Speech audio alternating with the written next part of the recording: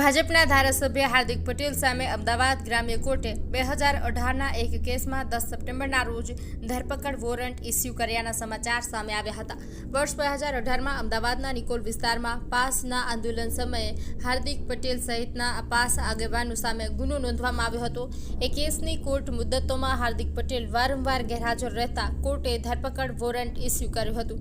જો કે ધરપકડ વોરંટ જાહેર કર્યા બાદ પણ હાર્દિક પટેલ કોર્ટ સમક્ષ હાજર ન રહેતા તેમની સામે ફરી આજે એટલે કે 12 સપ્ટેમ્બરના શુક્રવારના રોજ ફરી ધરપકડ વોરંટ જાહેર કરવામાં આવ્યું છે।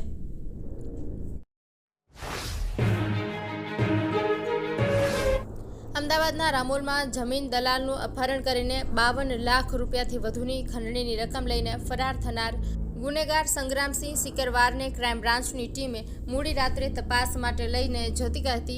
આ દરમિયાન રિવરફ્રન્ટ પર પહોંચતા જ ચાલુ બોલેરોમાં આરોપીએ પીઆઈની રિવોલ્વર છીનવીને ભાગવાનો પ્રયાસ કર્યો હતો। આ દરમિયાન ઝપાઝપીમાં 2 રાઉન્ડ ફાયર થતા જેમાં એક ગોળી આરોપીના પગમાં વાગી હતી। આ ઘટનામાં 2 પોલીસકર્મીને પણ ઈજા પહોંચતા તેઓ સિવિલમાં સારવાર લઈને જતા રહ્યા છે। હાલમાં આરોપી સારવાર હેઠળ।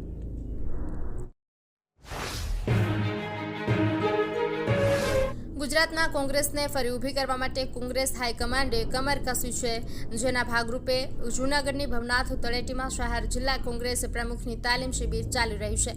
ત્યારે આજે રાહુલ ગાંધી જૂનાગઢ પ્રશિક્ષણ શિબિરમાં હાજરી આપવા પહોંચી ગયા છે। ભાજપના ગઢમાં ગાબડા પાડવા રાહુલ ગાંધી છેલ્લા 2 કલાકથી નેતાઓને પાઠ ભણાવી રહ્યા છે।